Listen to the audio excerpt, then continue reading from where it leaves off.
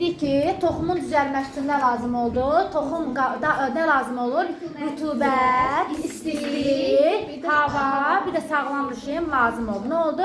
Sağlam rejim, rütubət, hava, istilik lazımdır. Bunlardan hər hansı birinin olmaması toxumun düzəlməsinin qarşısını alır. Burada təcrübə ediblər, yeyiniblər, qabı qoyublar burada. 4 dənə qab var. Birinci qaba quru pambıq, ikinci qaba yaş pambıq, üçüncü qaba ağzına qədər doldurublar. Dördüncü qaba isə suyu var, amma -4 dərəcə temperatur var. Sənə deyir ki, bunun içinə hər hansı bir buğda toxumunu və ya da qardağı toxumunu qoyuram. Bunlardan hansı qab düzələcəkdir? İndi hansı qab düzələcəkdir uşaqlar? Birinci qab düzəlməyəcək. Çünki nə çatışmır? Su çatışmır. Nə olsun işığa qoyub, nə olsun ağzı açıqda havası var, nə olsun temperatur normaldır. Nəyə çatmır? Su çatışmır deyə toxum düzəlməyəcəkdir. İkinci qabı yaş pambıq qoyublar. Ağız da açıqdır, temperatur da var. Demək ikinci qabın toxumu nə edəcək? Düzələcəkdir. Üçüncü qabın toxumu yenə düzəlməyəcək. Nəyə görə?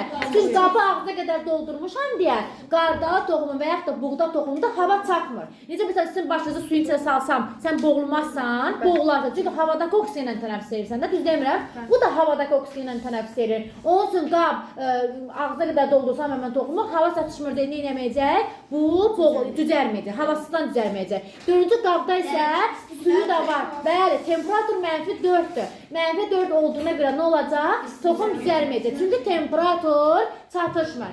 Uşaqlar, mən dediyim bu, buğda və qardağı toxum olanda belə olur. Amma darı və yaxud da çərtik pişik quyruğu düyü yazıb da, düyü və yaxud da pişik quyruğu bitib. Fikir verin bu. Bunları görürsünüz. Cəmaət gelib neyinir? Suyun altından toxumu dərir çıxarır. Bu çərtik pişik quyruğu toxumunun qəribə bir xüsusiyyəti var ki, bu toxum sudakı oksiyenda belə tənəffüs edə bilir. Yəni, mən bu təcrübəni aparsam, desəm ki, pişik quyruğu toxumu olsa, bu zaman 3-cü qabda olan toxum belə düzələcəkdir. Çünki niyə görə? O sudakı olan oksigenlə tənəffüs edə bilir. Oldu? Hansı mən? 3-cü qabda. Çərtik və yaxud da pişik quyruğu. Səhifə 64 bax, kimi. Səhifə 65'də burada yazılır, bir ləpəli bitki olan çərtik düyü toxumu düzərəndə, bəli, düzərəndə deyir ki, bu toxum düzələcəkdir. Çünki bu deyir, sudakı oksigenlə tənəffüs edə bilir. Uşaqlar, biz dedik ki, toxum ibarətdir. Toxum qabığı, rüşeyin, bir də endosferindən ibarətdir. Rüşeyin hansından ibarət oldu? Rüşeyin kökçüyü, rüşeyin tumurcuğu, gövdəciyi və ləpə yarpağından ibarətdir. Rüşeyin kökçüyündən nə əmələ gəldi? Əsas kök. Rüşeyin tumurcuğundan nə əmələ gəldi? Gövdə əmələ gəlməyə başladı. Uşaqlar, mən bir toxumu torpaq ola da bilər, olmaya da bilər. Təcrübəni necə demişdik? Demiş, məsələn, səməni bitkisi neyinir? Qabın içinə qoysa da düzələcək. Amma axıra qədər qalmayacaq. Görmürsünüz, bir müddətdən sonra səməni neyinir? Saralır, solur. Nəyə görə? O bəli, səməni buğda toxumu bir müddət hazır qidalanacaq. Yəni, hansı yolla? Heterotrof yolla. Yəni, endosperimdə olan etek qida maddəsinin hesabına düzərəndə inkişaf edəcək. Sonra endosperimdə olan etek qida maddəsi qutarandan sonra avtotrofa keçməlidir. Onun üçün nə olmalıdır? Torpaq olmalıdır ki, kökə belə gəlir daha birinci. Torpaqdan suyu sorsun, havadan da işığı götürsün, özü-özünə hazır qida üzvü maddəsi hazırlasın.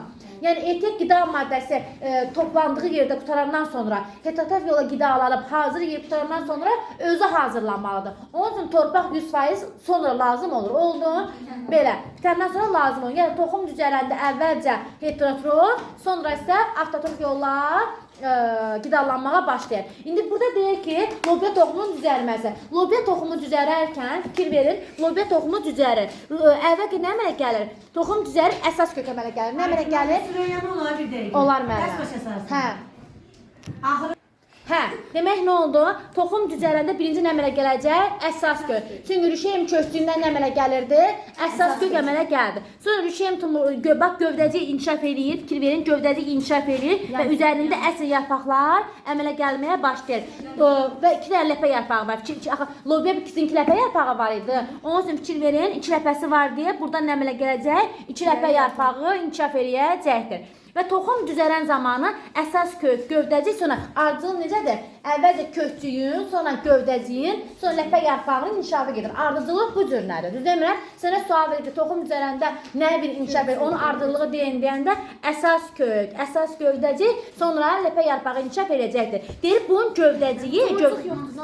tumurcuq var. Deyir bunun gövdəciyi, tumurcuq düzəlib bunlar əmələ gəlir də. Deyir bunun gövdəciyi möhkəm olduğuna görə bu yarpağı torpaqdan qaldırıb çıxarda bilir üzə. Amma birləpəlilərdə, taxıllarda isə gövdəciyi zəif inkişaf edib deyə gücü çatmır ki, torpaqdan neynəsin? Həmən yarpağı gün üzrə çıxarda bilsin. Yazıb lobya toxumunda, qardağı toxum düzələn zaman rüşen gövdəciyi zəif inkişaf edəcək neynir? Ləpə yarpağını torpağın üzərinə çıxara bilmir. Amma neynir? Lobya bitkisi çıxara bilir. Sonra iri toxumlar, toxumların əkilmə qaydaları var. İri toxumlar daha dərin əkilir, xırda toxumlar daha dayaz əkilir. Bir də toxumu əkməkdən ötürü ara məsafə qoymaq lazımdır. Bir-birinə sıx əksən, yenə toxumun düzəlməsində nə olacaq? Problem yaranacaq. Onun üçün toxumun əkilmə qaydaları da vardır. Oldu? Belə.